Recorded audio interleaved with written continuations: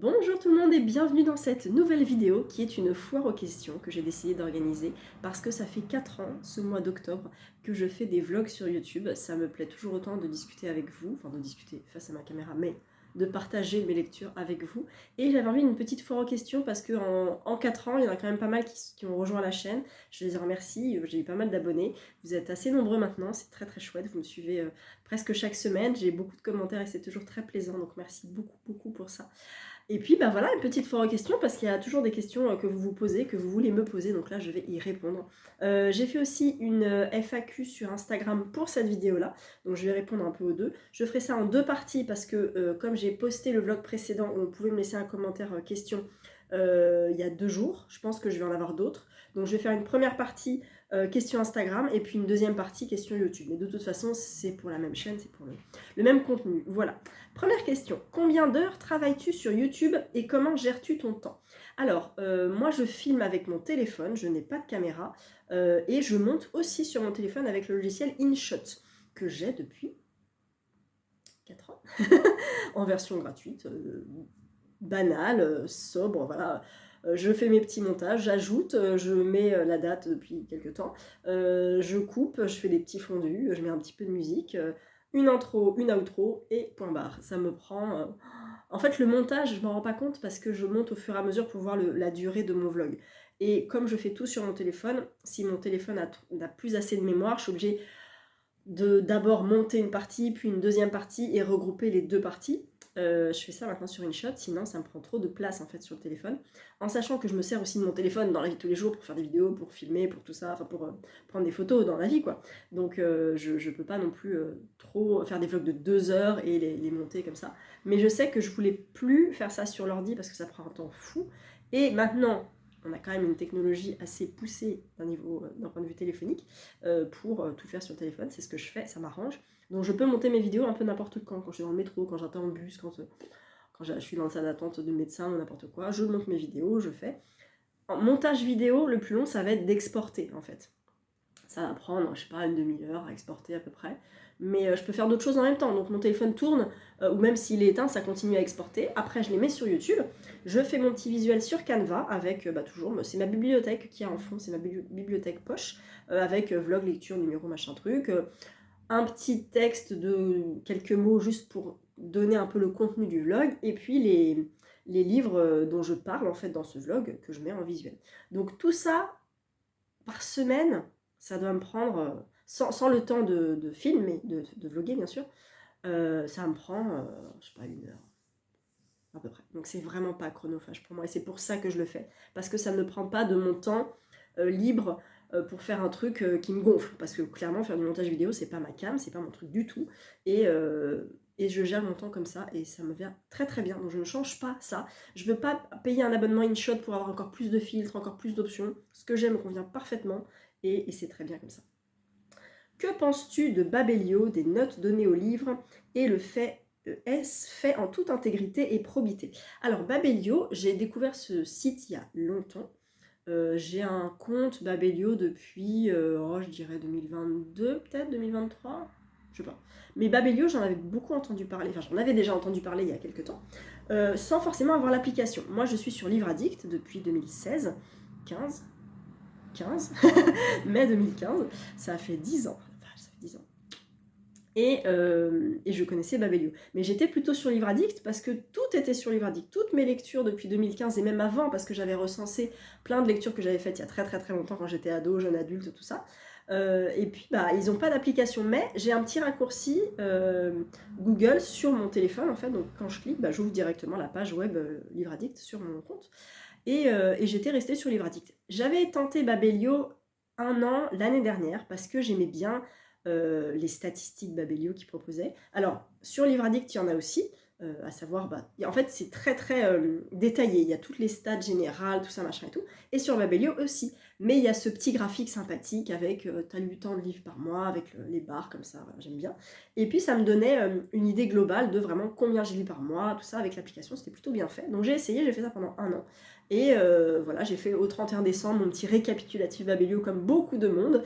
Et voilà. Mais ayant Babelio et Livre Addict, je suis plutôt sur Livre Addict que sur Babelio, même si j'actualise toujours de temps en temps Babelio pour mes lectures.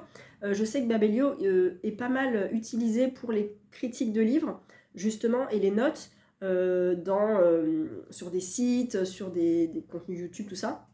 Et donc du coup, je fais parfois l'effort de mettre ma chronique sur Babelio en me disant, on sait jamais, s'il n'est pas trop chroniqué, si l'auteur voit ma chronique qu'elle est bonne, et ben ça lui fera peut-être plaisir, donc j'y vais, parce que sur Livre Addict, on fait pas trop de chroniques, on peut laisser une petite phrase ou deux en commentaire, mais c'est pas des vraies chroniques. On peut mettre un lien vers sa chronique de blog ou d'Instagram ou tout ça, mais le contenu chronique n'est pas le plus important sur Livre Addict. Moi, je note mes livres depuis que je suis sur Livre Addict. Alors, en dessous de 15, c'est vraiment un roman que j'ai pas aimé. 15-16, c'était correct, mais sans me laisser un souvenir transcendantal. 17, c'était une bonne lecture. Ça peut être une très bonne lecture, très sympa, mais voilà. 18, c'est une très très bonne lecture et peut-être même un coup de cœur. 19, c'est excellent, parfait, j'ai presque rien à reprocher. Et 20, c'est le Graal, le roman qui me touche profondément, que je trouve parfait, qui m'habite, qui va m'habiter longtemps, voilà, c'est comme ça que je note. Babelio, on a des notes sur 5, donc c'est plus limité, il y a 5 étoiles. Et c'est un peu plus complexe pour moi de noter, mais je pense que les lecteurs Babelio qui le font véritablement, enfin spontanément, c'est ce qu'ils ressentent en fait quand ils lisent un livre. Tu mets cette note-là parce que t'as aimé, t'as pas aimé, t'as moyennement aimé, c'est un coup de cœur. Je trouverais ça dommage, je vais y revenir après, de faire semblant de donner un avis d'un livre, d'une autrice ou d'un auteur qu'on n'aime pas, et de le démonter juste parce qu'on n'aime pas la personne. J'ai découvert, là, à la rentrée, que sur Babelio, justement, il y avait un auteur de la rentrée littéraire qui avait créé plusieurs comptes pour faire monter son roman. Peut-être premier roman, je ne sais pas, ils n'ont pas donné le nom de l'auteur, bien sûr. Auteur-autrice, je ne sais pas qui c'est. Pour faire monter son roman, donc pour avoir plein de notes à 5, 5, 5, 5, 5. Et en attendant, il y a plein de romans de la rentrée littéraire qu'il a démonté, qu'il a mis genre 0 étoile ou 1 étoile et qu'il a vachement critiqué. Mais il s'est créé plein de comptes. Et en fait, Babelio s'en est rendu compte parce qu'ils ont, je pense, analysé les données des adresses IP et ils se sont rendus compte que cette personne-là avait la même adresse IP pour tous les comptes. Je trouve ça dommage et un peu triste de se servir d'une plateforme créée pour des lecteurs qui aiment lire, qui aiment donner leur avis, un avis vrai. Ce gars se sert de ça, ou cette personne se sert de ça pour encenser ou démonter des bouquins. Je trouve ça vraiment triste, en fait. Voilà. Donc je pense que les notes données au livre de Babelio, enfin sur Babelio, sont plutôt honnêtes, que les gens sont honnêtes, malgré voilà, ce qui s'est passé là à la rentrée. Et je pense que c'est fait, oui, en toute intégrité, en toute probité. Je pense que c'est en pleine connaissance de cause que tu donnes une note à Babelio. Après, c'est tellement subjectif, la lecture. Ça serait important de dire chaque note correspond à une personne, à un jugement. Donc, c'est hyper subjectif. Tu peux pas classer un bouquin... Enfin, comment dire, il va y avoir 5% des lecteurs, je sais pas, allez, 1% même des lecteurs français qui utilisent Babelio. Je dis n'importe quoi. Dans ces 1%, il y a des bouquins qui sont insensés. Mais que pensent les autres lecteurs qui ne connaissent pas Babelio? Et il y en a peut-être plein qui ont détesté ce bouquin, mais c'est très subjectif. Donc finalement, on est quand même sur un art, l'art est subjectif de toute façon, mais on est sur quelque chose de très difficilement notable,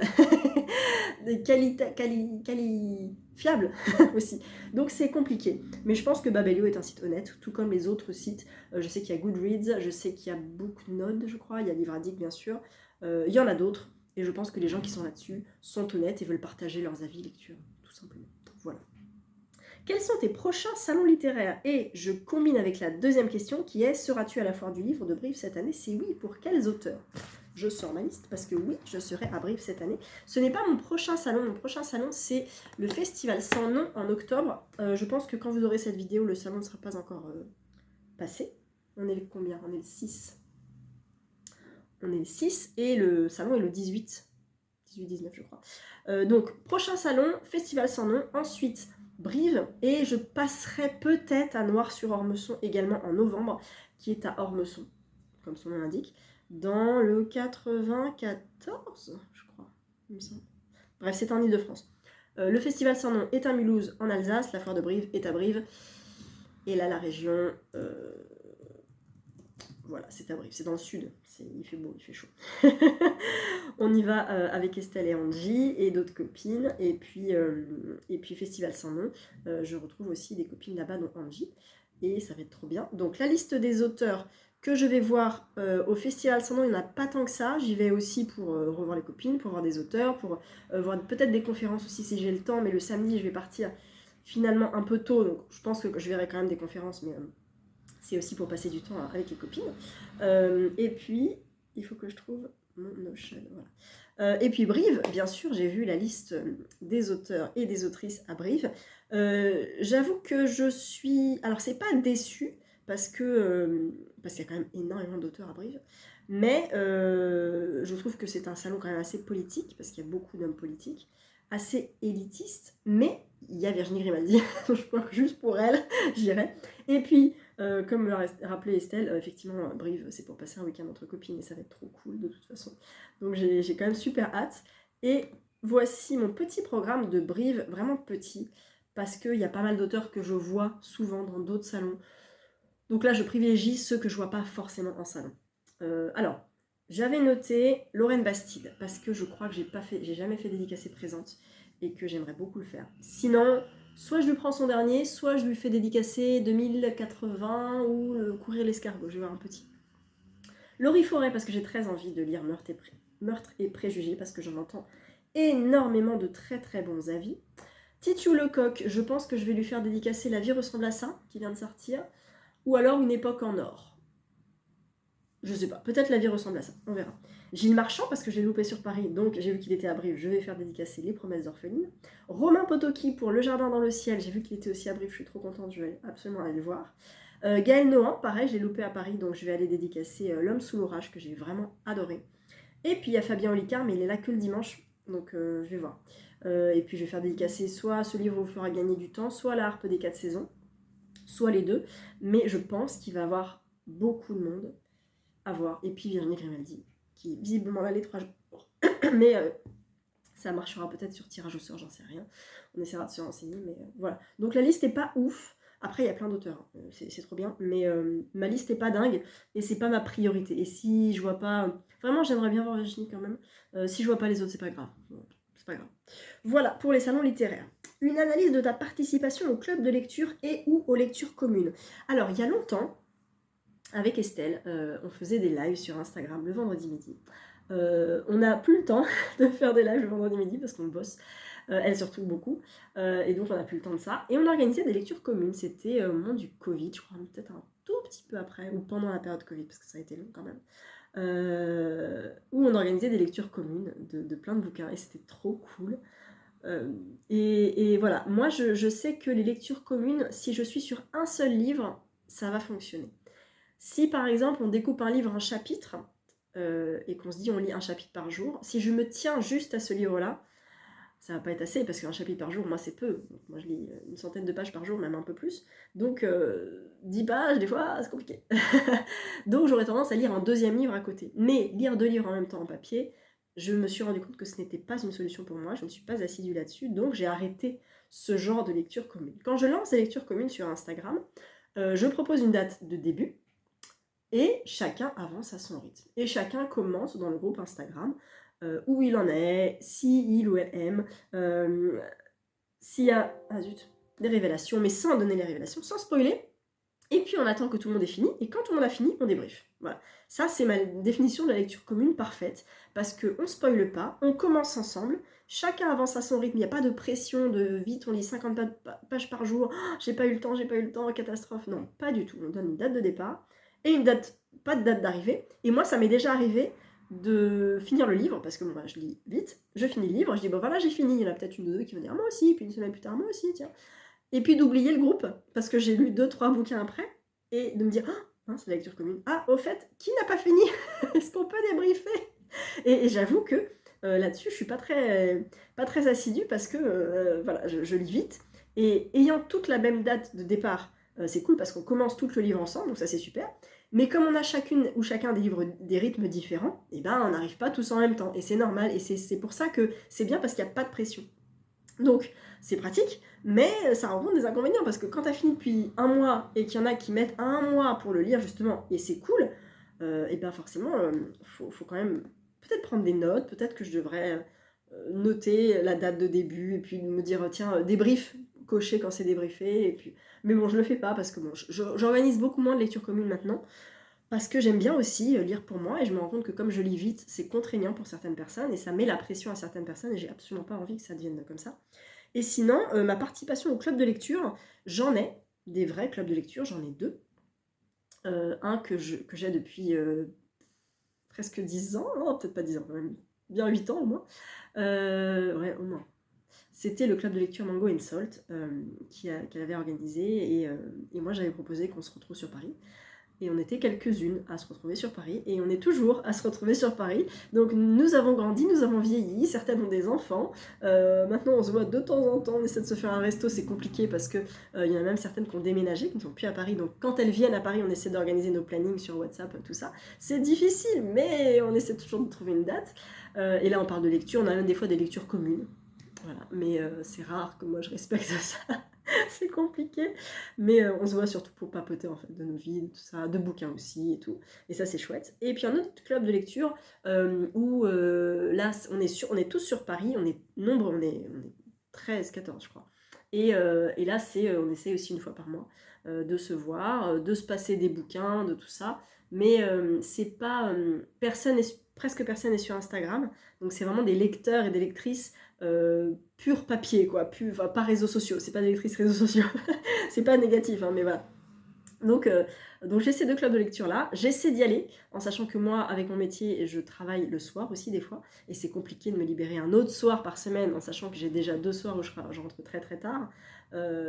Si je dis à mon mari, au fait demain soir ou ce soir, je suis encore pas là, parce que j'ai club de lecture, non, je fais attention à ça. Après, mon mari aussi a des sorties, donc voilà, on s'arrange comme ça. Mais c'est vrai que je ne suis pas très assidue non plus en présentiel de club de lecture. Je ne suis pas une très bonne élève, voilà. Autre question, une lecture qui te ferait sortir de ta zone de confort. Alors, les lectures, la littérature SFFF n'est pas forcément ma zone de confort, mais je suis curieuse, donc j'y vais de temps en temps. Et j'ai souvent des bonnes surprises. Des fois des mauvaises, mais souvent des bonnes. Je ne lis pas de livres politiques, j'avoue que ça ne m'intéresse pas. Ma zone de confort, c'est quand même les romans historiques. Ah si, la romance, ça me ferait sortir de ma zone de confort, mais ça me gonfle, parce que j'aime pas trop ça. Donc, je fuis un peu. J'aime les romans historiques, j'aime les cosy mystery, j'aime les polars, les thrillers, tout ça. Ça, c'est ma zone de confort. Les romans contemporains, j'aime bien. Les feel good, ouais. Et puis, les romans d'horreur, ouais, j'aime bien. Donc en fait, ma zone de confort, elle est limitée, hein, si c'est les romans SFFF et politiques. Voilà. Les essais, j'aime bien aussi, j'en lis. Les romans graphiques, les mangas, j'en lis, il n'y a pas de souci. Donc ça serait plutôt un thème, peut-être, qui me ferait sortir de ma zone de confort. Un thème vers lequel je vais pas, et en même temps... je sais pas. C'est difficile comme question. Mais vraiment, je pense aux livres politiques. Je lis pas de livres politiques. Donc ce serait peut-être ça, me faire sortir de ma zone de confort. Et en même temps, j'ai pas très envie de lire des livres politiques, je crois. Voilà. Je vais couper là. Je fais une deuxième partie un petit peu plus tard. Et voilà, à tout de suite. On continue les questions avec une articulation. Comment est-ce que j'articule ma vie publique sur les réseaux et ma vie privée, si j'ai des anecdotes, et est-ce que mon entourage regarde mes vidéos? Alors ça fait beaucoup de questions en une. Alors non, mon entourage ne regarde pas forcément mes vidéos parce que mon entourage, mon mari ne regarde pas. Mon mari est anti-réseaux sociaux, donc il n'aime pas du tout. Il sait ce que je fais, mais voilà, il s'y intéresse pas plus que ça. Par contre, il a déjà chroniqué un livre pour moi. Enfin, il a lu et chroniqué. C'était le livre de Rory Gallagher sur Instagram que vous avez peut-être vu passer. Bah, c'est sa chronique à lui, c'est ses mots. Et il va peut-être en refaire un bientôt parce qu'il aime beaucoup les éditions Le Mot et le Reste qui parlent de musique. Et lui, la musique, c'est son métier, c'est sa vie. Donc voilà, du coup, parfois, il y en a un qui le tente et je dis, bah écoute, tu me le chroniques, tu m'écris un petit paragraphe ou deux. Et puis comme ça, bah, je remercie la maison d'édition pour l'avoir envoyé, pour que tu aies pu le lire. Sinon, mon entourage, niveau famille, pas trop. Niveau amis, sans être sur les réseaux, oui, oui, oui, oui, il y en a qui sont au courant. J'ai des collègues aussi qui sont au courant, tout à fait, qui me demandent d'ailleurs: «Au fait, Florence, t'as pas un livre à me recommander?» Oui, ça c'est chouette, c'est rigolo. Et sinon, entre donc vie publique et vie privée, comme je suis donc sur les réseaux, je suis plutôt en public, hein, mon compte est en public.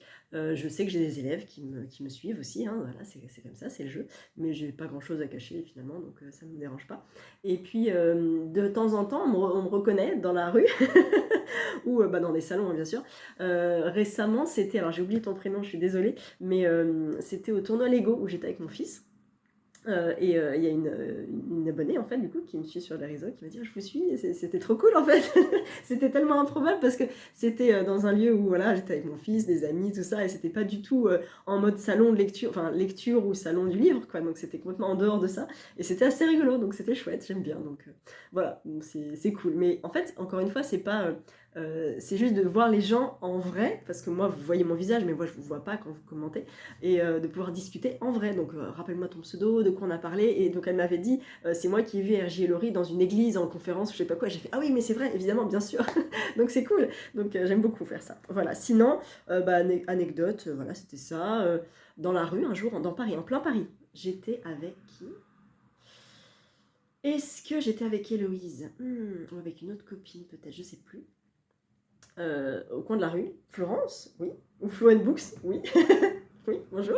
Paris est grand quand même, hein, donc il y avait peu de chances que je croise quelqu'un qui était abonné, mais voilà, le hasard fait que bon, c'est assez drôle et c'est toujours cool. Ça me fait toujours hyper plaisir de voir les gens en salon, parce que c'est vrai qu'il y a plus de probabilités qu'on se croise en salon, parce qu'on a les mêmes centres d'intérêt, mais c'est vrai que dans la rue, des fois, ça surprend, et c'est drôle comme coïncidence finalement. Donc voilà, j'espère que j'ai répondu à ta question. Ensuite, je tourne ma page, et nous avons les calendriers de l'Avent livresque. Voilà, alors, les calendriers de l'Avent livresque, j'en ai pas, normalement. J'en fais pas... Alors, il y a plusieurs... comment dire classifications de calendrier de l'Avent. Il y en a qui font un calendrier de l'Avent livresque, genre, ils s'offrent pendant 24 jours un truc en lien avec les livres, ou un livre par jour, ou tout ça. Moi, j'ai pas ça. J'ai fait des échanges de calendrier de l'Avent livresque avec Estelle, par exemple, avec Angie aussi, on s'était fait des calendriers comme ça.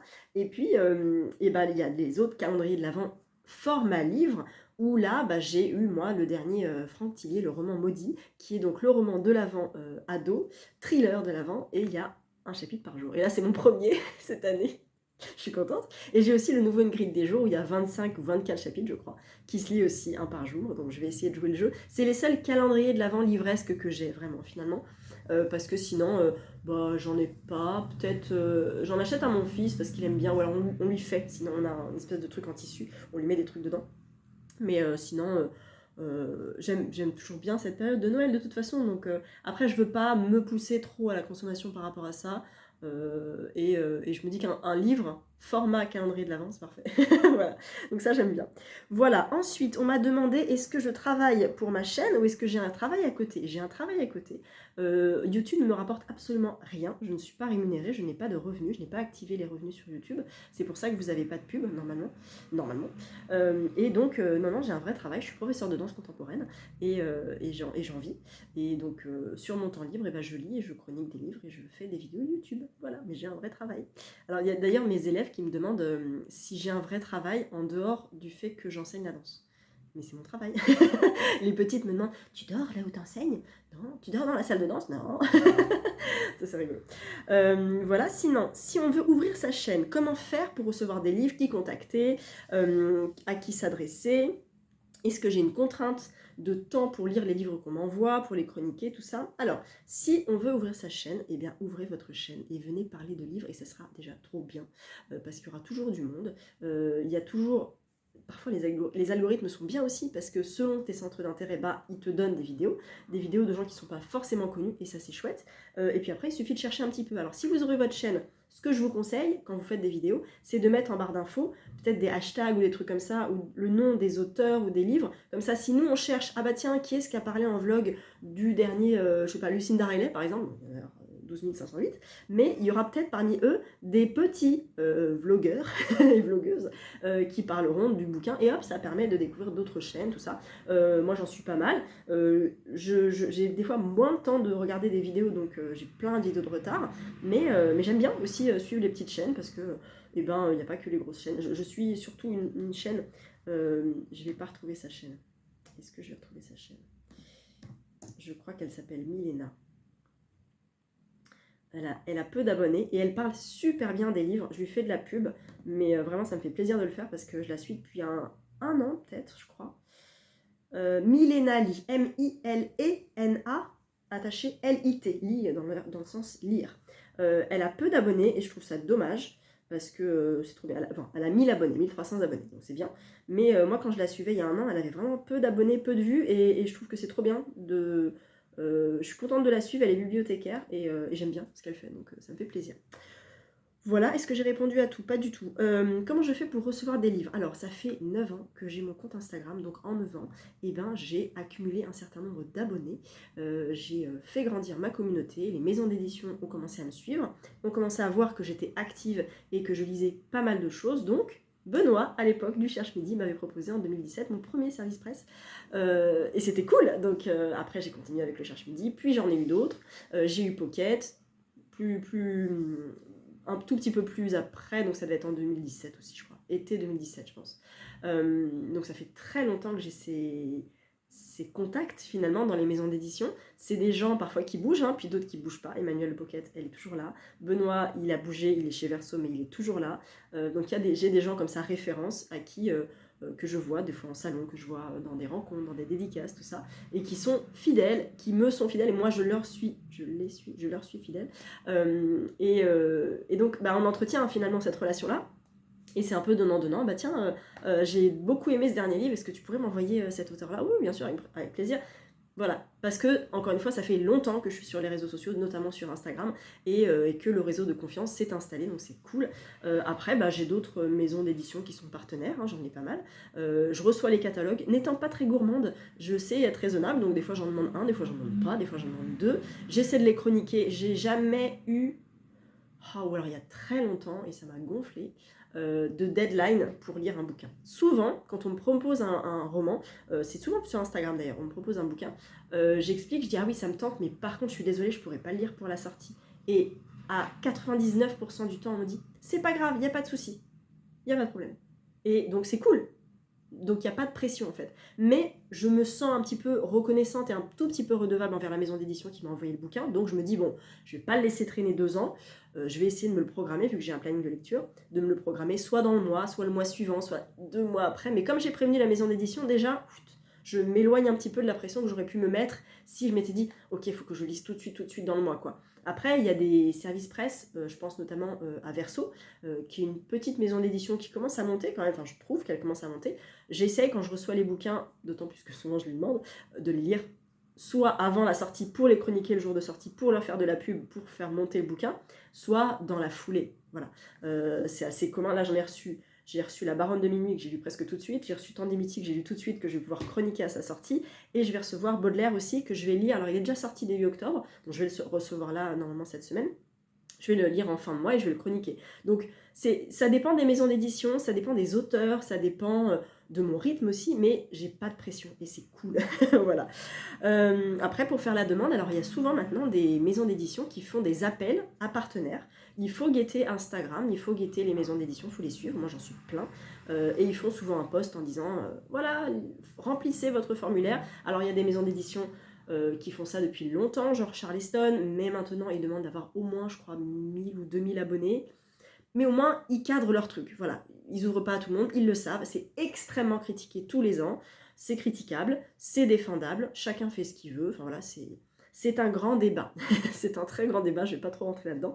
Mais il y a des maisons d'édition, beaucoup qui font des appels à partenariat. Donc c'est tout à fait possible d'essayer d'être partenaire. Moi, j'avais essayé l'an dernier pour Gallimard Jeunesse, je crois, en me disant allez. J'ai lu aucun Gallimard Jeunesse dans l'année, je me lance, bon j'ai pas été prise bien sûr, mais c'est pas grave, au moins j'avais essayé, et j'aimerais bien parce que je veux lire plus de jeunesse, et je me dis ça depuis l'année dernière, et j'ai presque rien lu en jeunesse cette année, donc ça craint, bref. Voilà, j'espère que j'ai répondu à ta question. On me dit, comment je lis? Est-ce que je lis tous les mots ou est-ce que je survole? Ça dépend du roman que je lis. Ça dépend du style de roman. Je vais prendre un roman comme Tante Mythique que je suis en train de terminer. Quand je commence un roman, je me pose et il faut... Alors, soit je commence à l'audio, mais j'aime pas trop commencer à l'audio, j'essaie vraiment de lire au moins le début, de voir s'il y a un prologue, si c'est directement un premier chapitre, s'il n'y a pas de numéro de chapitre, de savoir un peu comment il y a la structure du roman avant de l'écouter. Et sinon, quand je commence un roman, je me pose, parce qu'il faut que je m'imprègne de l'écriture. Donc il faut que je lise, donc je lis tous les mots bien sûr. Souvent, ce que je fais, c'est que je note dans mon téléphone les personnages. Ça fait un moment que je fais ça. Et les liens avec les personnages. Et ensuite, je déroule mon résumé spoilant. Bah tiens, ce personnage-là, il fait ça. Ah, puis après, on rencontre machin. Ah bah c'est la sœur de machin truc. Ok. Ah bah on va dans le passé. Hop, on rencontre un autre personnage. On est en telle année. Donc je me prends plein de notes comme ça, souvent avec les personnages, très souvent avec des liens. Et après, je construis mon résumé spoilant comme ça. Donc c'est comme ça que je lis. Et je m'imprègne tout doucement de la plume. Les jours passent, non. Les pages passent. Et puis je m'habitue. Donc des fois, mon cerveau, soit je suis à fond, et je suis à fond sur le roman, et j'y vais. Soit mon cerveau se met en mode, comment dire, à trouver un rythme, un petit rythme de croisière, voilà, un petit rythme de croisière, et de temps en temps, hop, je saute une petite ligne parce que moi j'ai compris où il voulait aller, ok, donc je passe à la suite, et puis je continue, hop, de temps en temps, il y a une ligne qui saute. Et les romans où j'accroche moyen, j'ai compris où l'auteur voulait en venir, parfois je vais au dialogue. J'avoue, je suis complètement honnête avec vous, je vais au dialogue. Ça m'arrive beaucoup moins, vraiment beaucoup moins. Mais je vais au dialogue, et puis hop, je vais raccrocher les wagons, hop, je lis la suite. D'accord. Et puis bon, je continue. En fait, il est rare que je survole un roman de bout en bout. C'est très très rare. Si je le survole, ça va être sur une petite partie où j'ai compris où il voulait en venir, ok. Donc je veux savoir la suite. Hop, je vais au dialogue. S'il n'y a pas de dialogue, si c'est un essai, je lis, je ne survole pas, bien sûr. Donc voilà, je suis transparente avec vous. Donc je lis comme ça. Sinon, j'ai une autre question pleine de questions qui me demande: lorsque tu rentres dans une librairie, tu survoles les tables ou tu te diriges vers tes auteurs préférés? Quand je rentre dans une librairie, je regarde tout. Je regarde les tables et j'analyse, je me dis: ah, celui-là je l'ai vu, celui-là je l'ai vu, celui-là j'ai vu. Ah, celui-là, tiens, je ne l'ai pas vu en vrai. Je le prends, je regarde le résumé, je lis une phrase et je le repose. Ah, tiens, il y a celui-là qui est sorti. Ah, celui-là, il est trop beau et tout, c'est cool. Ah, ça, c'est une suite de machin. Je regarde partout, je regarde tout. Je vogue, je n'ai aucun but quand je rentre dans une librairie. Je regarde et puis des fois je vais vers mes chouchous. Donc je me dis: ah tiens, est-ce qu'ils ont du Zweig, est-ce qu'ils ont du Zola, est-ce qu'ils ont du King, est-ce qu'ils ont du thriller, est-ce qu'ils ont ça, tout ça. Les jeunesses, tiens, bah, je vais regarder les bouquins jeunesse parce que, et en fait il y en a plein sur les réseaux qu'on voit sur son téléphone, mais en vrai on n'a pas pris le livre. Et j'aime bien regarder les pages, voir s'il est lourd, est-ce qu'il est tout doux, est-ce qu'il est papier, est-ce qu'il est je sais pas quoi. Donc ça j'aime bien, mais je suis en roue libre totalement quand je vais dans une librairie. Je n'ai pas de but, sauf si vraiment je sais ce que je veux, auquel cas je rentre dans ma librairie, je fais un tour parce que j'aime bien, je vais voir ma libraire en disant: est-ce que vous avez celui-là? Hop, j'y vais, je le prends, et je paye, et voilà. Mais je suis en roue libre totalement quand je vais dans une librairie. Si tu avais des pépites incontournables à lire et à nous faire découvrir à lire absolument dans des catégories différentes, et là, elle me demande pas mal de choses. Lesquels conseillerais-tu? Donc en policier, j'ai sorti Livre Addict, je vous avais parlé de Livre Addict avant, et ce qui est bien, c'est qu'avec Livre Addict, parmi tous les livres qu'on a lus, on peut les classer par notes, par genre, par tout ça. Donc là, j'ai classé policier et par notes. Et si je devais en conseiller des pas gore, effectivement, il y en a plein que j'oublie, mais là, en les revoyant, je conseille Mamie Luger de Benoît Philippon, qui est absolument parfait. Alabama 1963, évidemment, qui est indispensable. Complot de Nicolas Beuglet, qui est un tome 2, qui peut se lire indépendamment, mais c'est bien de lire Le Cri avant. Dolores Claiborne, qui est formidable. Je ne sais pas pourquoi ils l'ont mis dans un roman policier. Bref. Le dernier message de Nicolas Beuglet. Le passager sans visage de Nicolas Beuglet. Et je finis L'archipel des oubliés de Nicolas Beuglet. Les enfants sont rois. Ils l'ont mis en policier. Non mais j'hallucine. Alors j'ai adoré Les enfants sont rois de Delphine de Vigan, mais c'est pas un roman policier pour moi. Bref. L'art du meurtre, il est peut-être, de Christelle Duchamp, il est peut-être un peu gore. Voilà. Qu'est-ce qu'on a d'autre ensuite? 60 minutes de M.J. Arledge que j'avais beaucoup aimé. Je ne vous mettrai pas les couves, je suis désolée. Faites sur pause et notez les titres. Dans l'œil du cyclone de Anne Perry, génial. Sur la Seconde Guerre mondiale, génial. Il y a un tome 2 qui est sorti. Sinon, en pas gore... Ah, 200 froid de Truman Capote. Capote. Indispensable, classique, policier, qui fait froid dans le dos. Peut-être un peu gore, mais indispensable. Vraiment incroyable. Ils étaient 10 de Agatha Christie, of course. J'ai mis Glacé aussi de Bernard Minier. Ok, pourquoi pas. Inexorable de Claire Favant.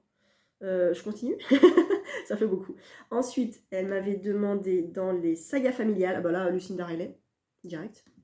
Saga familiale. J'ai pas saga familiale. J'ai famille peut-être? Non. Saga non plus. Hein? Hein? Ouais, je pense à Lucinda Riley direct. Anne Jacob, La Villa aux Étoffes, j'avais lu le premier, j'avais beaucoup aimé. Les Deveril, évidemment, je le vois là, il est là, la saga des Deveril de Santa Montefiore, évidemment, en plus le tome 4 sort là bientôt en décembre. Voilà, et c'est déjà bien, saga familiale. Livre historique, alors, format historique. Je cherche en même temps. Donc je découvre en même temps cette liste et je retrouve des romans oubliés. Ah, Le Chant du Rossignol. Ah oui, de Christine Hanna. Absolument, sur la Seconde Guerre mondiale. Le Chant du Rossignol. Le Lilas ne refleurit qu'après un hiver rigoureux de Martha O'Kelly. Évidemment, j'ai mis 20 à ces deux romans, évidemment. Marie-Antoinette de Stefan Zweig. C'est plutôt... Alors, c'est purement historique, mais il y a même écrit Histoire vraie historique. Truc. Passionnant. Calderwood, ah oui, dans les sagas aussi, c'est trop bien. Les héritiers de Calderwood de Marilyn Pion, qui est sorti chez Juliette et Jeanne, ou Jeanne et Juliette. Petite maison d'édition. C'est canadien ou québécois. Je ne sais jamais la différence. Édition Jeanne et Juliette. Voilà, dans la lignée de Downton Abbey, c'est génial. Montréal, l'héroïne s'appelle Florence, elle va reprendre une entreprise de bûcheronnage. Non, pas du tout. Ça se passe à Montréal, et c'est trop bien. Et c'est trop bien, c'est trop bien. Voilà, j'ai adoré. Donc ça, c'est en historique et saga familiale. Alors, ils mettent romance. C'est pas de la romance facile, hein. Clairement, il se passe pas exactement ce qu'on attend qu'il se passe, mais c'est très bien. Ces rêves qu'on piétine de Sébastien Spitzer, passionnant sur Martha Goebbels, passionnant. Geisha de Arthur Golden, génial sur les geishas, fabuleux. L'heure des femmes de Adèle Bréau, génial. La carte postale de Anne Berest, mais vous l'avez vu passer partout. La chambre des officiers de Marc Duguin, formidable. Là où tombent les anges de Charlotte Bousquet, qui a été un coup de cœur monumental qui se passe pendant la Première Guerre mondiale, sur toutes ces femmes qui ne partent pas à la guerre et qui restent ici pour travailler, en fait. Et c'est passionnant, c'est génial. Il y en a plein, je m'arrête là. En manga, tous les Akane Torikai, alors donc Empereur au silence, qu'est-ce qu'elle a écrit d'autre? Sans préambule, j'ai adoré. Qu'est-ce qu'elle a fait d'autre encore? Je la vois plus. Enfer et contre tout aussi. Sinon, Nana, voilà, la base. Moriarty est très bien fait en policier aussi. Qu'est-ce que j'ai d'autre? Les Clamp, C-L-A-M-P, c'est magnifique. C'est déjà, les traits sont superbes. C'est très onirique, hein, bien sûr, mais c'est très beau. Les Ai Yazawa, donc il y a Nana, sinon il y a Paradise Kiss, il y a Je ne suis pas un ange, qui sont géniaux. Et puis les Gu Tanabe aussi, qui dessine des œuvres de Lovecraft qui sont magnifiques, et on est pas mal. BL Métamorphose, l'histoire d'une jeune femme, d'une ado un peu geek avec une petite grand-mère qui vont découvrir le boys love, les romans boys love, c'est très drôle. Death Note, évidemment, indispensable. Junji Ito, moi j'ai adoré Remina, mais c'est un petit peu particulier. Le Voyage de l'Ours Lune, qui est formidable, Le Voyage de l'Ours Lune aux éditions Le Renard Doré, qui est magnifique, c'est un tome unique, je crois, oui. C'est un one-shot et c'est à peu près tout. Après, il y en a plein. Il y en a des vieux. Les Switch Girls, si vous tombez sur Switch Girls, c'est très très drôle. C'est super drôle. Ottoman aussi, c'est très drôle. Magnus of the Library, j'ai laissé tomber au tome 4. J'arrivais plus à suivre, ça m'intéressait plus. Mais le début est formidable. Voilà, en manga. Et ben voilà. J'espère que je vous ai donné plein de tuyaux. Ensuite, on nous dit, au vu de cette année, je suis plus exigeante, et effectivement. Peux-tu nous expliquer ce que tu ne souhaites plus lire? Là, c'est très compliqué. Parce que quand on rentre dans un roman, on ne peut pas savoir à quoi s'attendre. On ne sait pas à quoi s'attendre. Je veux plus lire, alors notamment au thriller. J'en ai marre des fins trop faciles, des fins trop expéditives, des fins qu'on a déjà vues 100 fois, genre... Ah, il se réveilla, c'était un rêve. Ah, non, le meurtrier a un jumeau, on l'a confondu. Je sais pas. Enfin, bref, il y a des fins comme ça qui m'agacent. Mais c'est très personnel, donc je peux pas vous dire, ne lisez pas ça. Enfin, voilà, c'est pas possible. Moi, il y a des trucs qui m'agacent, mais voilà, j'en ai aussi marre marre. J'en ai un peu assez de lire des policiers avec des romans policiers avec des policières torturés. J'en lis, hein, pardon, mais l'archipel des oubliés, Sarah Geringen et Grace Campbell, elles sont méga torturées et ça ne me dérange pas. Parce que l'écriture est là, parce que le page turner est là, parce que ça fonctionne et parce que je les connais, je les ai lus avant. Mais les romans policiers où soit l'inspecteur, il est vieux, aigri, il va partir à la retraite et il se retrouve avec la petite jeune qui débarque et il va changer de caractère parce qu'il est pas si aigri que ça et qu'elle va se forger un caractère, machin. Voilà. Sinon, le petit jeune aussi qui débarque dans la ville alors qu'il a un passé un petit peu confus, machin. Enfin bref, il y a plein de trucs qui ne me surprennent pas. Voilà, j'ai besoin, quand je lis un thriller, surtout d'être secouée, vraiment, de me dire oh, mais je m'attendais tellement pas à ça. Et ça, j'adore ça dans un thriller, quoi. Donc voilà, c'est très personnel, donc c'est compliqué à définir ce que je ne souhaite plus lire. Voilà, j'ai un rythme soutenu de travail, organisation des repas, vie familiale. Comment fais-tu pour lire autant de livres par semaine et quel moment consacres-tu à tes lectures? Je lis énormément dans les transports, je lis en voiture aussi, j'ai du temps à la maison seule en semaine aussi, donc je lis. Je m'organise, j'ai des plannings de lecture, je sais à peu près combien de pages je lis par jour, donc je peux organiser mes plannings de lecture.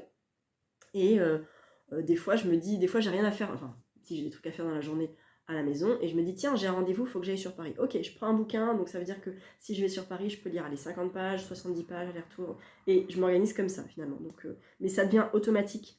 Au niveau du rythme de travail, quand je vais bosser, je prends un livre parce que j'y vais soit en voiture, soit en transport. Et sinon, vie familiale, je passe du temps avec ma famille, avec mon fils et mon mari. Là, j'ai pas de livre, sauf si mon mari a du boulot, auquel cas je prends mon livre. Sauf si mon fils joue tranquillement, il me voit, je prends mon livre, je suis à côté de lui, je suis tout à fait disponible à lui répondre, à jouer avec lui et à poser mon bouquin. Mais il aime bien d'ailleurs de temps en temps prendre un livre avec moi. Ça, c'est un petit peu petit succès. Petite case cochée, donc ça c'est cool. Mais voilà, sinon je m'organise comme ça et ça me convient très très bien. Et enfin, pour toi, quelle est la meilleure condition pour lire? Il n'y en a pas. Enfin, tout est bon à partir du moment où vous avez trouvé le bon bouquin. Vous pourrez lire n'importe où, ça sera bien. Voilà, je pense que je vais arrêter là. Ça sera très bien. Il n'y a pas de condition idéale parce que, en fait, si on s'installe dans le fauteuil avec un plaid, avec un thé, le feu de cheminée Netflix, un bouquin, et que le bouquin il n'est pas dingue, et les conditions sont réunies, mais le bouquin n'est pas dingue. Donc finalement, je préfère être debout, dans le froid, à attendre mon train, à lire un bouquin trop bien, trop bien, trop bien, ça sera génial. Voilà. Donc il n'y a pas de conditions. Oui, on peut se mettre bien pour lire un bouquin. Mais moi, je lis dans le métro, en fait, j'adore ça. Je me pose, hop, j'ouvre mon bouquin et je suis bien et j'oublie le reste. Et des fois, je lève les yeux et je repère ce qu'ont des bouquins. J'aime bien. Parce que je me mets à des places à 4. Et je regarde, la dernière fois, on était 3 à lire un bouquin dans une place à 4. Et à côté, il y avait encore une autre personne qui lisait. J'étais très fière. Je souriais. Et c'était rigolo. Et il y a une dame aussi, à côté de moi, qui a regardé une femme en face lire un bouquin en espagnol et qui lui a parlé en espagnol. Ça devait être genre, ah, vous lisez en espagnol? Oui, oui, je lis en espagnol. C'était très drôle. Ce petit dialogue de 5 secondes. Et c'était rigolo. Voilà, bref, mais il n'y a pas de condition idéale, il faut juste trouver le bon livre, je pense. Et on se retrouve une troisième fois car j'ai eu d'autres questions et c'est trop cool, j'aime bien. Donc j'y réponds en direct. Alors il y a une des deux questions pour laquelle j'ai réfléchi un petit peu parce que ça demandait un petit peu de réflexion justement. Mais une question qui peut être... qui peut attendre une réponse spontanée, c'est quel est le déclic qui t'a fait ouvrir ta chaîne pour nous faire partager la passion des livres et comment t'y es-tu prise? Comment je m'y suis prise? J'ai pris mon téléphone, j'avais pas de trépied, je calais mon téléphone sur des bouquins et je parlais. Et je m'étais dit, je vais parler de livres parce que j'adore faire des stories. J'aimais bien faire des stories à l'époque. Et j'avais toujours, je n'avais jamais assez de temps pour parler en story. Donc je m'étais dit, vas-y, je vais faire des vidéos YouTube en fait. Mais je faisais ça il y a longtemps, il y a peut-être 7 ou 8 ans. Je faisais des points lecture, des unboxings, des book hauls, des piles à lire pour les challenges Cold Winter et Pumpkin. Je les ai supprimées ces vidéos parce que ça date quand même.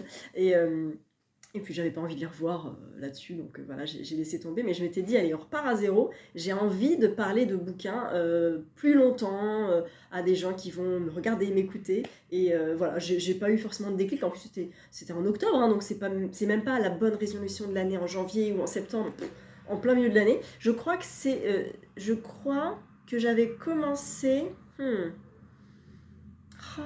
me demande si c'est pas Estelle ou les filles qui m'avaient suggéré de faire ça, ou je sais plus. euh, parce que j'avais dû vloguer aussi pour un salon, un truc comme ça, je crois, ou un événement. Et du coup, je m'étais peut-être lancée là-dessus. Mais j'ai pas eu de gros déclic en fait. Je m'étais dit, j'ai envie de parler plus longtemps en fait. Donc on y va. Et c'était chouette. Donc voilà, c'était un peu ça le déclic finalement, de parler un peu plus longtemps et de partager un peu plus et un peu plus longtemps mes lectures avec vous. Et c'est ce que je fais depuis 4 ans, du coup maintenant. Une autre question, et là j'ai dû la préparer un petit peu.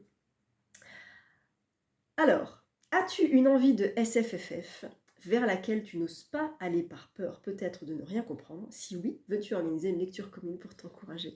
Merci Géraldine pour cette question. J'ai dit oui, oui, oui, oui, oui, oui, oui. Mais je ne sais pas encore quel titre. Alors j'ai cherché sur Livre Addict des romans SFFF. Le problème c'est que SFFF c'est science-fiction, fantasy, fantastique. Il y a des romans en science-fiction, il y a des romans en fantasy, il y a des romans en fantastique. Je ne vais pas me lancer dans la horde du contrevent de Alain Damasio, non. Parce que je pense que c'est un classique de la science-fiction, mais j'ai pas envie d'y aller en fait. Il m'intrigue à peine, voilà. Un classique de la science-fiction que j'avais vraiment envie de lire et qui me faisait très peur à l'époque, c'était Fondation de Isaac Asimov. Et en fait, quand je suis rentrée dedans, je me suis dit, mais c'est tellement accessible. Donc j'ai été complètement faussée en fait par mes préjugés en me disant oh non non je vais jamais rien comprendre, ça va être horrible, alors que je me suis quand même enfilé les 3 tomes je crois, et c'était génial, c'était hyper comment dire avant-gardiste, et c'était brillant et c'est drôle et c'est fin et c'est cynique et c'est scientifique et c'est hyper accessible quoi. Vraiment il a une plume très accessible, ça a été écrit il y a super longtemps et pourtant et ben ça reste très accessible. Donc en fait j'ai arrêté mes préjugés sur oh là là là, ce titre-là, il me fait trop peur, je vais jamais y arriver. Parce que, voilà, je suis rentrée dans Fondation et super bien rentrée dedans. Par contre, Dune, j'ai laissé tomber au bout de 250 pages quand même. Mais je n'ai rien compris. Je n'ai pas réussi à accrocher les wagons. Je ne comprenais rien à ce bouquin. Je ne comprenais pas. C'était pas possible. Et pourtant, j'avais fait une lecture commune avec quelqu'un qui s'appelle Grand Poil, qui est dans le Stephen King France, qui est dans le Roi Stephen aussi, dans les podcasts du Roi Stephen, qui est pas du tout novice sur Dune, c'était une relecture. Je me demande même s'il n'avait pas lu genre 2 ou 3 fois en fait. Il connaissait très bien le sujet, donc il était avec nous dans la lecture commune pour nous aiguiller si on comprenait pas tout ça. Même avec ça, c'était pas possible en fait, parce que c'était pas du tout ma came. Voilà. Donc c'était un peu voilà, les deux extrêmes, Fondation et Dune. Mais voilà, je vais pas aller vers Damasio. Il y a plein de romans SFFF qui me tentent, dont je sais qu'ils sont assez accessibles. Après, pour chercher un petit peu, je sais que j'aimerais bien lire du Pierre Bottero. Pierre Bottero, il y a le Pacte des Marches Sombres. Mais ça, je pense que c'est accessible. Il y a Eleana aussi. Elana et Willan, la quête des Willan. La quête des Willan me tente. Si vous en avez lu, n'hésitez pas à me dire si ça vous tente, la quête des Willan. Donc, les Marches Sombres, c'est tout ça. Il y a l'autre, la quête des Willan, la quête des Willan. Et les mondes des Willan. Ah oui, donc ça a l'air d'être un gros truc quand même. Mais voilà, ça, vraiment, c'est un classique SFFF que j'aimerais avoir à mon actif, finalement. Sinon, au niveau des autres romans, bah, en fait, moi, j'en ai plein. Moi, j'ai une liste de romans SFFF que je veux lire, mais ils ne me font pas peur. Je pense qu'ils sont accessibles, assez récents, et donc pas trop élitistes au niveau de la plume, au niveau du style, et finalement assez grand public. Je vous trouve cette liste tout de suite. J'ai du Becky Chambers, Apprenti par bonheur. J'ai La parabole du semeur de Octavia Butler. J'ai Au large des villes de Lucie Pirapajo qui est sortie il n'y a pas très longtemps. J'ai Magic Charlie. La passeuse de mots, j'ai vu qu'il y avait une BD. Engrenage et sortilège, La ville sans vent, Ceux qui ne peuvent pas mourir, La cité du temps, La boutique des choses inavouables de Céline Chevet, Ici vivent les ténèbres et Vertèbres de Morgane Cossarieux, qui je crois est sur YouTube aussi. Donc voilà, c'est toute une liste de... moi j'avais mis ça sous la bannière jeunesse et SFFF, parce que c'est plutôt des romans jeunesse, je crois, ou jeune adulte, mais c'est pas du Damasio quoi, voilà clairement. Et ça j'aimerais bien les lire. Après, j'ai pas de titres qui me font peur. Il y a un titre qui me fait peur, c'est le Silmarillion de Tolkien. Je sais que je n'irai pas parce que quand j'ai lu Bilbo, on a discuté avec Empreinte de Linotte là-dessus. Elle a lu Bilbo aussi. Elle a lu Le Seigneur des Anneaux qu'elle n'avait pas lu. Elle a beaucoup aimé. Moi, j'avais déjà lu Le Seigneur des Anneaux. Je l'ai vu je ne sais pas combien de fois. J'avais voulu commencer à lire, c'était quoi? Je ne sais plus, je ne vais pas retrouver, mais bon bref. Le Silmarillion est une grosse partie de l'univers de Tolkien. C'est une encyclopédie, ce mec. Donc il a créé toute une base de données, de mondes, de personnages, de lieux, de familles, de trucs, d'univers énormes. Et le Silmarillion est une bonne partie parce que ça explique en fait plein de branches de son univers. Et donc le Silmarillion, je pense qu'on va le lire d'une traite. Il faut le lire passage par passage, peut-être, avec une analyse, avec des gens expérimentés. Mais je sais que Tolkien, c'est vraiment un auteur incroyable, quoi. Enfin, avec des ressources folles et presque inépuisables. Alors, il ne va pas écrire de nouvelles choses, bien sûr, mais je pense qu'à chaque lecture, on peut percevoir de nouveaux éléments, de nouvelles lectures, de nouvelles choses. Voilà, je pense que c'est très, très, très riche comme univers. Donc, j'aimerais bien, à l'occasion, lire un Tolkien, mais lequel? Je sais pas. J'ai lu Bilbo, j'ai lu Le Seigneur des Anneaux. Qu'est-ce qui me tenterait de Tolkien? Alors maintenant je dis Tolkien, parce que j'ai entendu j'ai entendu une anglaise ou une américaine dire Tolkien, donc maintenant je dis Tolkien. Mais peut-être que je me trompe, que c'est Tolkien, parce qu'on a toujours dit Tolkien, mais j'ai envie de changer. Donc j'ai lu Bilbo, j'ai lu Les Lettres du Père Noël, mais ça compte pas. Le Seigneur des Anneaux, et c'est tout. Voilà, donc il y a le Silmarillion. L'histoire de la Terre du Milieu, qui visiblement est en 12 tomes. Voilà. Les contes et légendes inachevées, aussi, qui doit être très intéressant. Ah, il y a une BD de Bilbo, je ne savais pas. The Art, c'est en anglais, tout ça.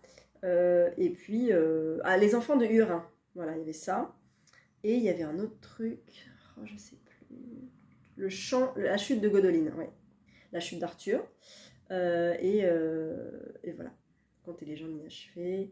Bilbo, Beren et Luthien, voilà aussi. Mais tout ça, ça fait partie de tout l'univers et je crois que y a des chants, il y a des poèmes, il y a des récits d'aventures, de tout ça. Donc c'est très très riche finalement Tolkien. Donc c'est toujours très délicat. Mais voilà, en tout cas, oui, j'en ai plein à lire évidemment de romans SFFF, tout à fait. Je pense là, je le vois, il y a La Tour Sombre. J'ai lu les 3 premiers, je devrais attaquer le 4e. Donc voilà, peut-être que je vais lire justement le 4e tome de ça. J'en ai lu quand même pas mal hein, de SFFF.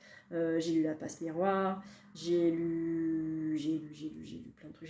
J'ai lu du Neil Gaiman aussi, Neverwhere. J'aimerais bien lire encore du Neil Gaiman. Aussi, ça c'est cool. J'ai lu Les Ferrailleurs, le tome 1 seulement de Edouard Carré, mais c'était trop bien. J'ai lu du Pratchett, j'ai lu le premier tome, La 8e couleur. Tiens, j'aimerais bien retourner dans du Pratchett, ça serait cool. Mais il y en a plein qui me tentent. Les Sorcières, je crois, et... Ah, il y en a un autre, c'est tellement drôle Pratchett, enfin vraiment c'était fou. Donc La Passe Miroir, Harry Potter, of course. Terre de brume de Cindy Van Wilder, qui était génial. Needle and Bone de Kingfisher, c'était génial aussi, ça m'a fait sortir de ma zone de confort, mais c'était hyper accessible aussi. Pierre Pével, bien sûr. Le Parier des Merveilles, c'était trop bien. Legends and Latte, très bien aussi. Donc voilà, j'en ai lu quand même un certain nombre. Je ne suis pas complètement novice non plus, mais il y a quand même des gros classiques que je n'ai pas lus. Alors, À la croisée des mondes, je lis le tome 3 dans la suite du 1, 2, 3 que je vais relire en décembre. Mais voilà, sinon n'hésite pas, Géraldine, si toi tu as des titres qui pourraient me convenir, et ben donne-moi, s'il te plaît. Et voilà, écoutez, c'est les 2 dernières questions que j'ai là. Si j'en ai d'autres, une 4e fois, je reviendrai. Sinon, bah écoutez, on se revoit prochainement. Mais peut-être ça coupe. Je viens une dernière fois répondre à une dernière question, puis après j'arrêterai, je répondrai en commentaire, mais ça fait vraiment beaucoup de parties en fait de questions. La dernière question, il était question justement que je migre sur Discord et que je laisse tomber Insta. Où en suis-je de ma réflexion? Eh bien écoutez, la réflexion n'a pas beaucoup bougé, je suis toujours sur Instagram, je ne suis pas sur Discord. Alors j'ai un Discord que j'avais ouvert pour Mars au féminin, qui est toujours actif, qui est toujours dans mon Linktree sur Instagram. Si vous avez le Discord en fait, vous pouvez y aller. Mais voilà, il n'y a pas de message depuis, je sais pas, 2 ans, 1 an, 2 ans, quelque chose comme ça. Et c'est vrai que j'aime bien faire des photos.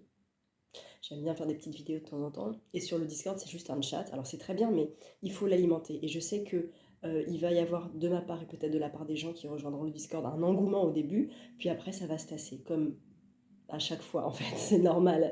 Voilà, il y a une espèce de ralentissement après. Et je ne sais pas si j'aurai la motivation de le relancer systématiquement. Alors, j'ai pas l'application sur le téléphone. Peut-être que si je mets l'application sur le téléphone, je pourrais discuter plus facilement des lectures, tout ça. Mais voilà, je n'ai pas la même interaction avec vous en commentaire ou en message privé sur Instagram. J'aimerais bien effectivement que en fait, tous les gens qui me suivent sur les réseaux soient sur les Discord. Comme ça, non seulement je peux discuter avec vous, mais en plus, vous pouvez discuter avec vous. Et ça, c'est ça qui est chouette, en fait, c'est qu'on peut interagir les uns avec les autres. Et c'est bien. Donc, tu me fais réfléchir à ça, justement, tu me fais y repenser. Donc voilà, j'en suis là de la réflexion, à voir. Il y en a qui sont super pour le Discord, il y en a qui sont pas du tout OP pour le Discord, qui disent non, moi je comprends rien, ça m'intéresse pas du tout, je préfère Instagram, je préfère YouTube. Donc voilà, ça veut dire se diviser encore un peu plus et être sur un réseau de plus finalement, parce que moi je peux pas arrêter Instagram. J'ai toutes les maisons d'édition qui me suivent, j'ai beaucoup de monde finalement qui me suit là-bas, et je me rends compte que je peux pas arrêter Insta. Alors je peux ralentir, j'ai fait pas mal de tri dans mes abonnés, j'ai mis certaines personnes en sourdine parce que je voyais beaucoup de publications qui m'intéressaient moins en fait. Et je me rends compte que là, je suis à l'aise avec ce qu'on me propose sur Instagram. Je vais souvent sur le suivi en fait sur Instagram. Quand vous avez l'application, si vous cliquez sur Instagram, vous allez avoir soit le suivi, soit les personnes suivies, soit les favoris. Moi, en favori, je n'ai pas d'utilité à mettre des gens en favori, puisque dans les suivis, j'ai toutes les personnes que je suis vraiment et pour lesquelles je n'ai pas vu la publication. Et là, c'est par ordre chronologique et il n'y a pas de pub et c'est pratique. Et c'est pareil pour les stories en fait. Donc le suivi des personnes sur Instagram me convient. J'ai aussi dans la barre de recherche des personnes que je recherche moi-même et auxquelles je ne suis pas forcément abonnée. Par exemple, Hugo Décrypte. J'aime beaucoup ce qu'il fait, j'aime beaucoup sa vision de l'info, c'est très factuel et ça me convient très très bien. Les 5 actus du jour, c'est parfait, mais je le suis pas, parce que je sais que si je le suis pas, si je le suis, au bout d'un moment, je le verrai plus, parce que j'ai 350 personnes que je suis, et je préfère aller dans ma barre de recherche pour cliquer sur son profil, pour aller le voir consciemment, plutôt que d'être euh, comment dire, automatisé sur son fil et perdre un petit peu l'intérêt pour lui. Alors que si je vais vraiment sur son profil, c'est que j'ai décidé d'y aller parce que ça m'intéresse, parce que j'ai envie de voir. Tandis que si on me le donne comme ça, je vais regarder sans forcément y prêter attention. Donc je ne vais pas forcément slider sur tous ces carousels et tout. Mais donc voilà, j'ai plusieurs raisons de partir d'Instagram, j'ai plusieurs raisons de rester sur Instagram, j'ai plusieurs raisons d'aller sur Discord et j'ai plusieurs raisons pour ne pas y aller. Donc tout est très incertain encore pour l'instant. Ça reste comme ça. Et puis, alors j'ai deux, trois personnes qui ont arrêté Instagram, qui sont maintenant sur Blue Sky, je crois. Il y a Blue Sky aussi qui était intéressant, mais il y a très peu de monde et c'est ça, je me dis c'est quand même dommage parce que toute ma communauté est sur Instagram ou sur YouTube. Et voilà, après, si vous allez sur Instagram, vous pouvez me contacter par mail aussi, ou sur YouTube, je crois que j'ai mis le mail aussi peut-être. Donc si vous en avez marre des réseaux, ce que je peux tout à fait comprendre, si vous voulez qu'on parle vraiment de lecture longuement, tout ça et tout, enfin voilà, il y a les messages privés Insta, il y a les commentaires YouTube, et puis bon, bah, je crois que j'ai un mail aussi qui est donné. Donc bah voilà, n'hésitez pas. Et on verra pour la suite ce qu'il en est. Je suis pas sûre qu'Instagram bouge beaucoup. Enfin, je sais pas où ça peut, jusqu'où ça peut aller en fait Instagram, dans le pouvoir des algorithmes et de la monétisation et tout ça, et de l'invisibilité des gens qui ne sont pas monétisés comme moi. J'ai pas du tout envie d'être monétisée, ça m'intéresse pas. C'est pas mon boulot et je fais ça pour le plaisir. Et en fait, la base d'Instagram pour moi il y a 9 ans, c'était de partager mes lectures. Et ça n'a pas changé en fait. Instagram a beaucoup, beaucoup changé, beaucoup évolué, en bien comme en mal. Mais moi, mon état d'esprit n'a pas changé. Je veux toujours parler de mes lectures. Voilà, que ce soit en photo, que ce soit en vidéo, que ce soit en texte. À chaque fois, je fais un texte pour une chronique, mais la base n'a pas changé. Donc pour l'instant, bah, on va rester comme ça. Mais il y a le Discord. Le Discord existe. À voir. Est-ce que vous seriez prêt à rejoindre le Discord? Je sais qu'il y en a que ça n'arrange pas du tout, donc voilà, j'essaie de satisfaire tout le monde. Je n'y arriverai pas, bien sûr, c'est pas grave. Voilà, j'espère que j'ai répondu à ta question, j'espère que j'ai répondu à toutes vos questions, et j'espère que cette vidéo vous aura plu et vous aura appris à en savoir un peu plus sur moi, sur mes habitudes de lecture, sur tout ça. Et voilà, peut-être que je referai une fois en question dans quelques années, quand j'aurai 12 000 abonnés sur YouTube. C'est pas le but. Mais voilà, si vous avez besoin d'une nouvelle fois en question d'ici quelques temps, bah, on en refera une. Et puis d'ici là, je vous souhaite de très belles lectures. À bientôt.